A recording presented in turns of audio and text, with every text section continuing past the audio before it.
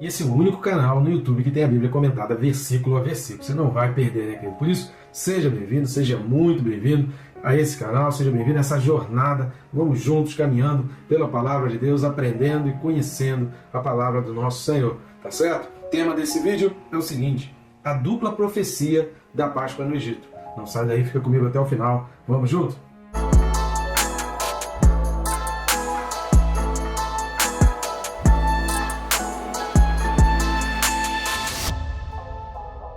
Não tem como deixar de te pedir para se inscrever no canal, né? Faz isso, é rápido e fácil. Você vai clicar no botão que está embaixo, tem um botão de inscrever ao lado do meu nome e pronto, você já vai estar inscrito no canal. É rápido e fácil, simples, não vai tomar muito seu tempo. Eu recomendo também clicar no sininho.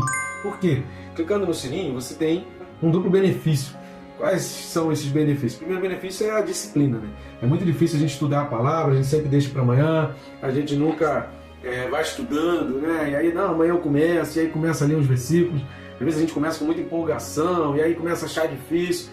Então, dessa maneira, todos os dias às 6 da manhã, tocando o sininho aí, você vai ser despertado e lembrado que você precisa meditar e estudar a palavra do Senhor. E qual o outro benefício? O outro benefício é que esse canal tem tido novidades. A gente já está encerrando aí o 11º livro, totalmente comentado, versículo a versículo, inclusive Apocalipse, as cartas de João, Efésios, Colossenses, Filipenses. Nós já temos disponível no canal com playlist, vai ficar fácil para você ir lá na playlist correspondente ao livro e assistir os vídeos na sequência, né, maratonar aí. Querido, facinho, tranquilidade para você, muita novidade, muito aprendizado e muita riqueza do detalhe para você entender e ver a abrangência e quanta preciosidade você tem dentro da sua casa, no seu celular, não importa onde esteja a palavra do Senhor. Tá legal? Então vamos lá, o texto desse vídeo é a carta aos Hebreus, capítulo 11, e o versículo 28. Hebreus 11, 28 fala assim: pela fé celebrou a Páscoa e o derramamento do sangue, para que o exterminador não tocasse nos primogênitos dos israelitas. Repare que aqui está falando a Páscoa e o derramamento do sangue. Então está falando bem específico qual é o sangue que foi comemorado por Moisés ali. Não é o derramamento de sangue, que aí estaria sendo comemorado a morte dos primogênitos de Faraó. Obviamente que nada daquilo teria acontecido se Faraó tivesse deixado ir na nona praga, né? Se de repente Faraó tivesse sido contra ali todos os prognósticos e ele tivesse deixado o povo ir na nona praga, a 10ª teria sido evitada, mas fazia parte aí, a gente vai ver exatamente a respeito disso mais para frente, a gente vai estar dando uma olhada, mas isso é uma importância muito grande e muitas dúvidas surgem com relação a essa questão da celebração da Páscoa. É isso que a gente vai aprender daqui a pouquinho, a gente já está começando. Antes, eu gostaria de umas ajudas suas. Você pode estar ajudando a gente de várias maneiras, lembrando sempre que esse é um canal totalmente independente, a gente faz esse trabalho sem ajuda de nenhuma instituição, com o único objetivo de abençoar vidas, de ajudar pessoas que acham que a leitura da Bíblia é tão difícil. Assim eles conseguem ver, conseguem aprender. A cada vídeo você vai se enriquecendo, você vai se engrandecendo e se maravilhando, querido, como isso é precioso, como a Bíblia é riquíssima em termos de conhecimento, de sabedoria, como que é importante, como que a Bíblia é mais atual que o jornal de amanhã. Então é muito importante a gente ter a consciência de que a gente está abençoando, fazendo um ministério que o Senhor ordenou, porque eu tenho certeza que uma vida, querido, vale mais do que o mundo inteiro pesado em dinheiro. Então se a gente conseguir abençoar uma vida, já vai ter um sucesso absoluto nosso. É óbvio que a gente quer alcançar mais pessoas. Para isso eu conto com a sua ajuda. A primeira forma que você pode estar ajudando a gente aqui no nosso canal, que é simples e é de graça, tá? E não vai custar nada para você. E é rápido. Curtir, comentar e compartilhar. É o famoso triplo C, né? Curtir, comentar e compartilhar. Curtindo e comentando, o YouTube ele entende. Não se engane, cada um que está assistindo, usando as redes sociais, você é um cliente de uma empresa. Existe uma empresa por trás dessa rede social e cada usuário, cada vídeo que você assiste, cada conta que você cria, você é um cliente. Então as empresas elas tratam como cliente. Quando você curte e comenta, o YouTube ele entende que aquele veículo, que aquele material, ele é atrativo e ele é importante para atrair mais clientes. Por isso ele começa, quanto mais curtidas e comentários, ele começa a indicar para mais pessoas. Compartilhando você vai além desse algoritmo, desse cálculo do YouTube e você faz chegar a pessoas que nunca receberiam essa recomendação. Agora, tem outra maneira também, você está ajudando a gente aqui no nosso canal. Tá vendo esse QR Code aqui do lado? Você pode ler o QR Code, ou se você estiver assistindo no celular, você pode ir também na descrição desse vídeo, no primeiro link, vai abrir o mesmo menu. O que tem nesse menu? Todas as formas e opções para você adquirir os nossos livros que estão aparecendo aqui do ladinho. Livros que eu escrevi, livros da minha autoria, e ali você vai descobrir formas de adquiri-lo de maneira digital, em papel. Tem o nosso canal na Amazon, tem no Mercado Livre, tem na Hotmart. Fica a sua escolha. E agora com preço reduzido, né? Agora está bem mais barato, os livros estão bem mais baratos. Então não perca, compre o livro, adquira o livro, ajude o nosso ministério, o nosso canal, e tenho certeza que você não só vai ser muito abençoado, vai gostar muito do livro, como você ainda vai comprar e presentear outras pessoas com esses livros. Tem sido bênção para muita gente. Tá legal? Então vamos lá. A primeira coisa que a gente precisa observar é uma dúvida, embora a gente sempre lembre, né? Nós não estamos estudando aqui o Antigo Testamento.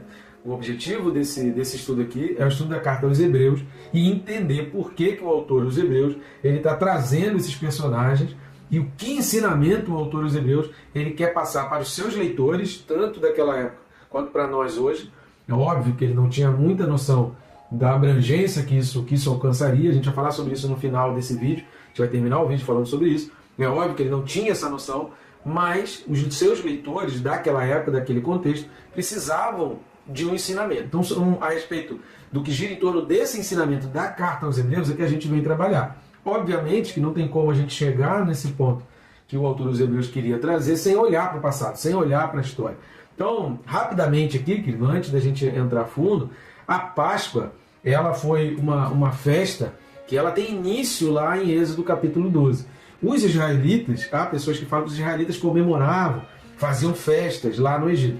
Não se tem um relato, não se tem evidência clara com relação a isso. Há alguns relatos, há algumas informações, porém as festas que se tem mais conhecimento são as festas de cunho pessoal. Nascimento, casamento, uma celebração de uma conquista, até da colheita. Se tem ainda informações de que eles comemoravam uma boa colheita, que eles comemoravam a plantação, que se alegravam. Então o povo israelita sempre foi um povo festivo, mas as festas eram festas individuais. Não se tem relato dessas festas nacionais.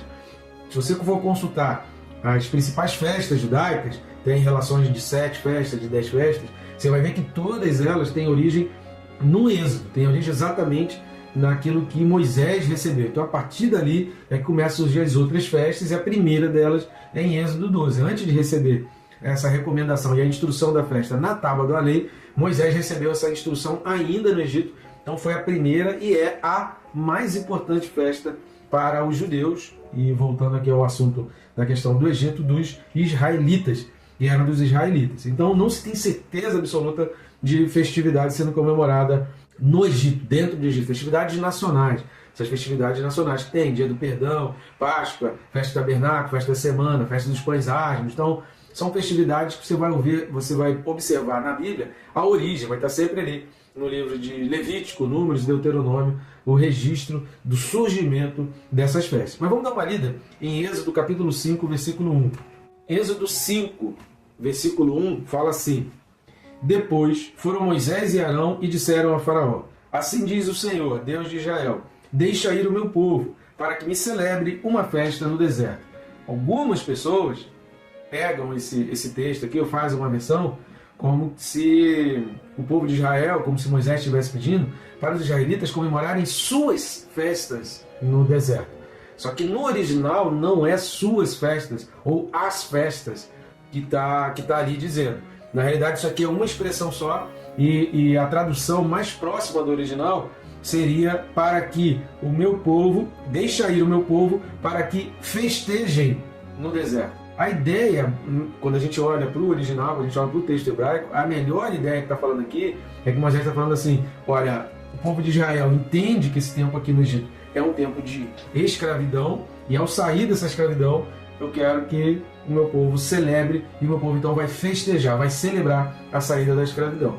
Esse texto de Êxodo 5, versículo 1, não dá margem nenhuma para entender que haviam festas. Pelo contrário, acho que se o povo já tivesse algumas festas, certamente a expressão, que a palavra hebraica utilizada aqui seria outra, e não a que realmente está escrito e que realmente foi utilizada. Tá legal? Então agora vamos lá para o detalhe aí de Hebreus 11, 28. Então vamos lá para Êxodo 12 e nós vamos ler do 1 ao 14. Êxodo 12, do 1 ao 14, diz então assim: Disse o Senhor a Moisés e a Arão na terra do Egito: Este mês vos será o principal dos meses, será o primeiro mês do ano. Falai a toda a congregação de Israel, dizendo: Aos 10 deste mês, Cada um tomará para si um cordeiro, segundo a casa dos pais, um cordeiro para cada família. Mas se a família for pequena para um cordeiro, então convidará ele o seu vizinho mais próximo, conforme o número das almas, conforme o que cada um puder comer. Repare nessa questão de número das almas, preste atenção nisso. Conforme o que cada um puder comer. Por aí calculareis quantos bastem para o cordeiro. O cordeiro será sem defeito, macho de 1 ano. Podereis tomar um cordeiro ou um cabrito, e o guardareis até o 14º dia deste mês. E todo o ajuntamento da congregação de Israel o imolará no crepúsculo da tarde. Tomarão do sangue e o porão em ambas as ombreiras e na verga da porta, nas casas em que o comerem. Naquela noite comerão a carne assada no fogo, com pães asmos, e ervas amargas a comerão. Não comereis do animal nada cru, nem cozido em água, porém assado ao fogo. A cabeça, as pernas e a fressura. Nada deixareis dele até pela manhã. O que porém ficar até pela manhã, queimá-lo-eis. Desta maneira o comereis. Lombos cingidos, sandálias nos pés e cajado na mão. Comê-lo-eis à pressa. É a Páscoa do Senhor. Porque naquela noite passarei pela terra do Egito, e ferirei na terra do Egito todos os primogênitos, desde os homens até os animais. Executarei juízo sobre todos os deuses do Egito. Eu sou o Senhor. O sangue vos será por sinal nas casas em que estiverdes. Quando eu vir o sangue, passarei por vós, e não haverá entre vós praga destruidora, quando eu ferir a terra do Egito. Este dia vos será por memorial, e o celebrareis como solenidade ao Senhor. Nas vossas gerações o celebrareis por estatuto perpétuo. Esse versículo 14 também vai corroborar, vai confirmar, vai trabalhar em conjunto com o que a gente falou no primeiro ponto, exatamente Deus dizendo, a partir daqui, então fareis essa comemoração. Mas repare, o versículo 13, o sangue vos será por sinal nas casas em que estiverdes. Quando eu vir o sangue, passarei por vós, e não haverá entre vós praga destruidora. Então era esse versículo 13, aqui precisamente, o versículo em foco na menção lá da carta aos Hebreus. É óbvio que ele estava escrevendo para pessoas que eram profundamente conhecedores e comemoravam e celebravam essas festas aqui há anos e tinham muito convívio, muita experiência com a celebração da festa da Páscoa. Foi este o sangue que carregava com ele uma dupla profecia. E aqui, obviamente, que o nosso objetivo não é o estudo da carta, do livro de Êxodo, é o estudo da carta aos Hebreus, mas aqui, nesse texto da Páscoa, da celebração da Páscoa, algumas informações a gente já começa a despontar. O número de almas, ou seja, o cordeiro cobriria cada alma, nenhuma pessoa ficaria deixada de fora. Eles comeram às pressas, com lombo cingido, sandália nos pés, versículo 11, e cajado na mão, vai comer à pressa, ou seja, preparado para sair. Assim deve ser a vida de um cristão, preparado sempre para poder entrar na eternidade. Se o Senhor te chamar hoje, você precisa estar preparado para ir hoje, não deixa para depois. É o dia que se chama hoje. A gente falou sobre isso por mais de 3 vezes nessa carta aos Hebreus. O autor da carta, ele menciona, no dia que se chama hoje, não endureçais o teu coração.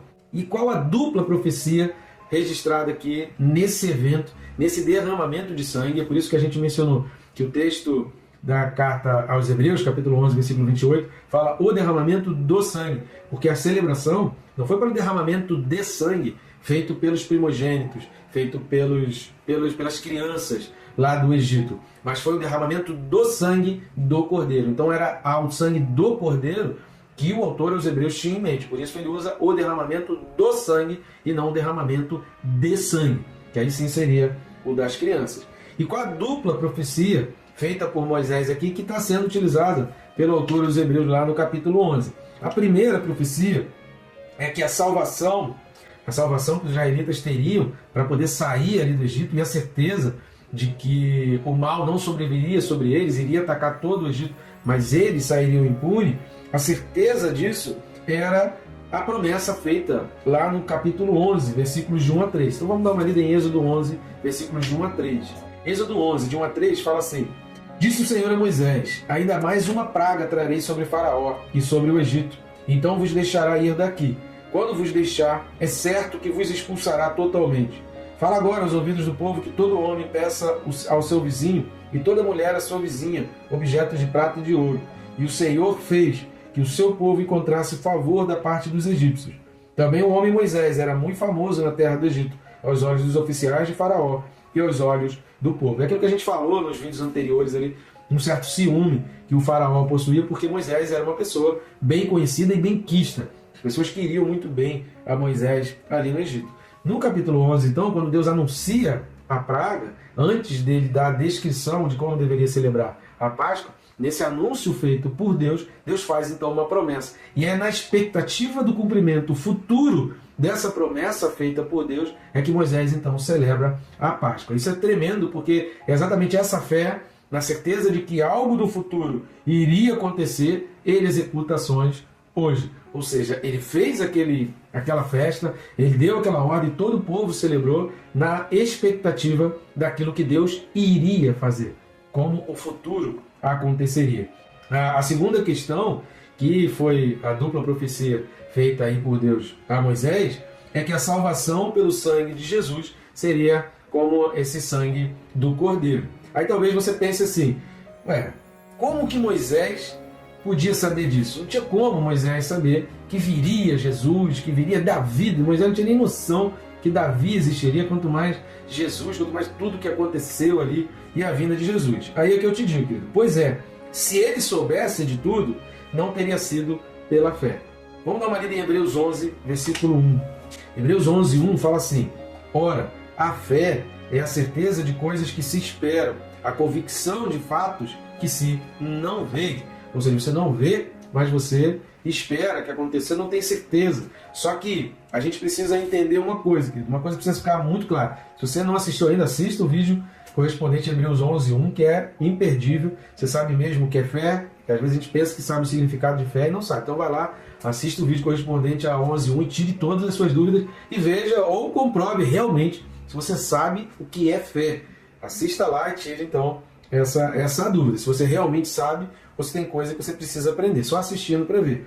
Agora, uma coisa que a gente precisa aprender, e a gente vai encerrar o vídeo com esse ensinamento forte da palavra de Deus, que é o ensinamento que o autor aos Hebreus está trazendo para esse povo judeu que estava sendo cristianizado, que estava recebendo a Cristo como seu Senhor e Salvador. Toda atitude de fé ecoa para a eternidade. Toda atitude de fé, ela ecoa para a eternidade. Se algo que você faz tem muito entendimento, então tem pouca fé. Agora, se aquilo que você faz, você está fazendo por um cumprimento de uma ordenança de Deus, por uma obediência de Deus, sem entender, sem conhecer, sem nem ter noção direito do que você está fazendo, mas o simples fato de você estar fazendo algo em obediência, isso vai ecoar para a eternidade e aí isso vai ser usado por Deus para a realização de coisas tremendas. Nunca se esqueça disso. Obedeça. A fé é coisa para a gente obedecer. Deus deu instrução, a gente tem que obedecer. Não estou entendendo agora. Talvez a gente, na nossa vida, assim como Moisés, na vida dele, ele não pôde contemplar a realização dessa promessa. Ele não pôde contemplar a visão dessa promessa, a concretização dessa promessa em Jesus Cristo. É nesse sentido que o autor dos Hebreus fala que não tiveram a concretização da promessa, porque tudo apontou para Jesus Cristo. Aquilo que apontou para Jesus Cristo, eles não conseguiram ver. Nem Abraão, nem Isaac, nem Jacó, nem Moisés, nem Davi, nem Raabe, nem Josué, nenhum desses do Antigo Testamento tiveram a concretização da promessa, que se resume em Cristo Jesus. Então, se Deus te manda fazer algo, em obediência, faça. Não estou entendendo agora, mas com certeza, essa sua atitude, ela ecoará para a eternidade. Por que nações foram ganhas e hoje são cristãs? Porque pessoas com fé oraram e tomaram atitudes sem ter a mínima noção de que aquelas nações viriam a ser potência, viriam a ser fortes e viriam a conhecer Jesus Cristo. Lembra sempre disso, querido. Toda atitude de fé ecoa para a eternidade. E que Deus aumente cada dia mais a tua fé, em nome de Jesus.